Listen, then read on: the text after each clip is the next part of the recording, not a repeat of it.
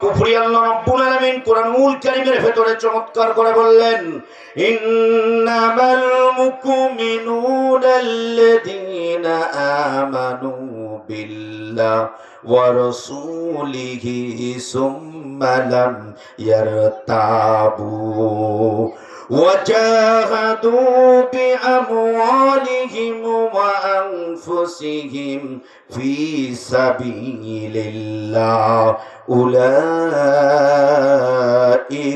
هم الصادقون الله أكبر আল্লাহ রাব্বুল আলামিন বললেন যারা মুমিন হবে তারা কখনো কুফরি করবে না। যারা মুমিন হবে তারা আল্লাহর প্রতি ঈমান আনবে, নবীর প্রতি ঈমান আনবে, আর আল্লাহর কিতাবের প্রতি কোনো সন্দেহের অবকাশ করা যাবে না। যাবে সন্দেহের অবকাশ করা যাবে না। আর কি করবে? তারা জান মাল দিয়া আল্লাহ রাস্তায় সংগ্রাম করবে, জিহাদ করবে, বাতিলের মোকাবেলা করবে। আর ঈমান হিসেবে জমিনে প্রতিষ্ঠা করার জন্য, ঈমানি তরু তাজা করার জন্য তারা বাতিলের সঙ্গে মোকাবেলা করবে। আল্লাহ রাব্বুল আলামিন বললেন যারা এই কাজটা করবে তারা হলো প্রকৃতির সত্যবাদী। আল্লাহু আকবার বলো। আমরা কি কুফরির অন্তর্ভুক্ত হতে চাই না পাক্কা ঈমানদার হতে চাই? পাক্কা ঈমানদারের কাজ কি, কোয়ালিটি কি রকম হবে? আল্লাহ রাব্বুল আলামিন কোরআনুল কারীমের ভিতরে চমৎকার করে বললেন, ইন্নামাল মুমিনুনা আল্লাযীনা ইযা যুকিরাল্লাহু ওয়াজিলাত قلوبهم وإذا تليت عليهم آياته زادتهم إيمانا وعلى ربهم يتوكلون। আর রাসূলুল্লাহ বলেন আল্লাহু আকবার। ঈমানের কোয়ালিটি হবে নিশ্চয় মুমিন মূলত তারাই হবে যাদের সামনে আল্লাহর বক্তব্যগুলো উপস্থাপন করা হবে, আল্লাহর কথাগুলো উপস্থাপন করা হবে, তাদের অন্তঃকরণগুলো ভয় ত্রাস সৃষ্টি হবে। আল্লাহু আকবার বলো। আল্লাহর কথাগুলো যখন বলা হবে তাদের অন্তঃকরণে ত্রাস, ভয়, আতঙ্ক সৃষ্টি হবে। আল্লাহ ছাড়া অন্য কাউরে কাছে মাথা নত করা যাবে না। কথা বলেন ঠিক কিনা? আগামী দিন ঈমানি পরীক্ষা হবে। আগামী দিন ঈমানি পরীক্ষা হবে। কেমন আপনারা ঈমান এনেছেন, কেমন আল্লাহকে ভয় করেন, কেমন আল্লাহর প্রতি ঈমান এনেছেন। এই বাংলার জমিনে কোরআনের রাজ কায়েমের জন্য যখন মসজিদে বাইতুল মুকাররমে ইমামতি করার যোগ্যতা, এই মসজিদে ইমামতি করার যোগ্যতা, খুতবা দেওয়ার যোগ্যতা ব্যক্তি যদি নির্বাচনে যদি দাঁড়ায়, কোরআনের জন্য ভোট দিয়ে জয়যুক্ত করে সংসদ ভবনে পাঠিয়ে কোরআন দিয়ে রাষ্ট্র পরিচালনা করার জন্য কারা কারা তৈরি আছে? দুহাত তুলে মহামনিবের দরবারে দেখাও। সায়ের কাছে কি আমরা বিক্রি করব? ভোট বিক্রি করব, ঈমান বিক্রি করব? সিগারেটের কাছে, 500 টাকার কাছে সব কিছু ছেড়ে দিয়া আল্লাহ তাআলা কে রাজি খুশি করার জন্য মাত্র কাজ করতে হবে। আর যদি তা না করেন, কাল কিয়ামতের দিন সূরের কাতারে দাঁড় হতে হবে, কুফরি হিসেবে আপনাকে উপস্থাপন করা হবে। মিয়া সাহেব পালাবেন কোথায়? সম্মানিত ভাইরা আমার, 3 নম্বর ঈমান ভঙ্গের কারণ হলো সুদ খাওয়া। সমাজে সুদ আছে না নাই? আছে না নাই? বড় ঈমানদার কিন্তু সুদ খাবার পটু আছে না নাই? মসজিদে যায় নামাজ পড়ে তাসবিহ টেপে সুবহানাল্লাহ সুবহানাল্লাহ সুবহানাল্লাহ আছে না নাই? অথচ সুদ খাবার কিন্তু 100 পটু আছে না নাই?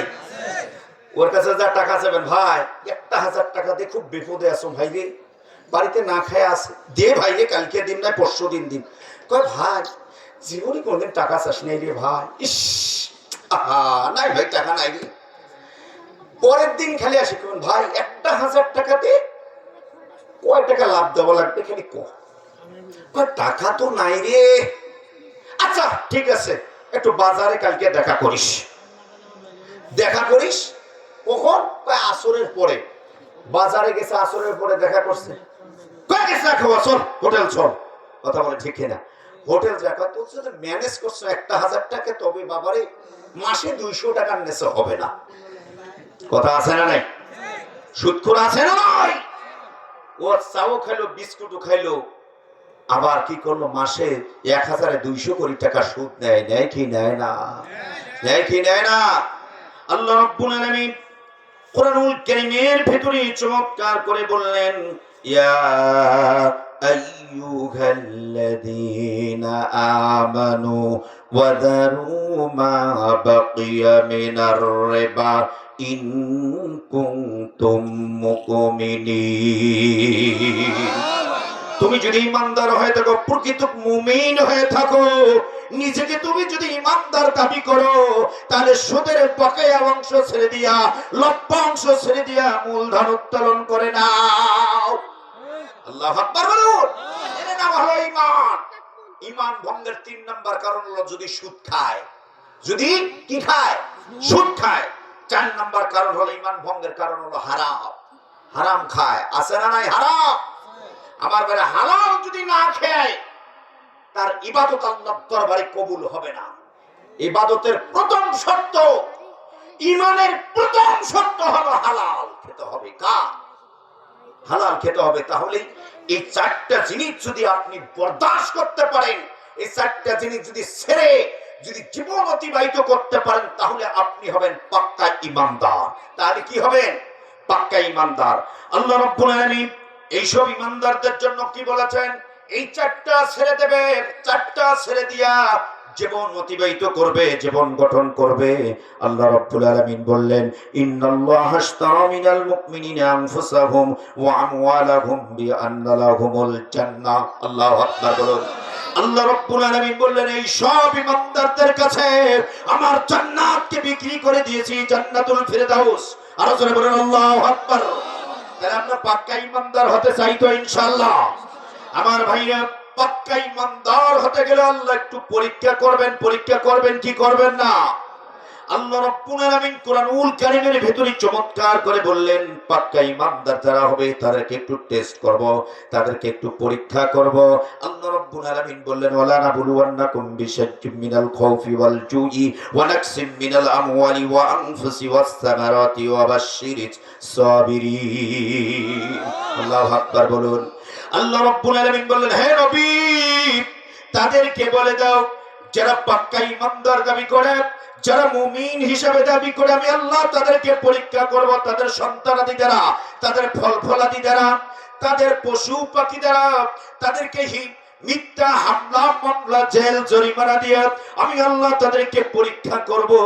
তারা যদি একটু সবর করে, ধৈর্য ধারণ করে, তাহলে আমি আল্লাহ তাদেরকে বিজয় দান করে দেব। আমার ভাইয়ের চাক্ষুষ প্রমাণ আমরা দেখতে পাই। আল্লামা সাঈদী কি রকম পরীক্ষায় পড়েছিলেন, কথা বলেন ঠিক কিনা? 13টি বছর এই মানুষটাকে জেলে বন্দী করে রাখলো। আল্লামা সাঈদী 50টি বছর কোরআনের দাওয়াত দিয়েছেন। কোরআনের দাওয়াত দিতে গিয়ে 65টা রাষ্ট্রে কোরআনের দাওয়াত দিয়েছে। এইটার দাওয়াতের মিশন ছিল এই জমিন থেকে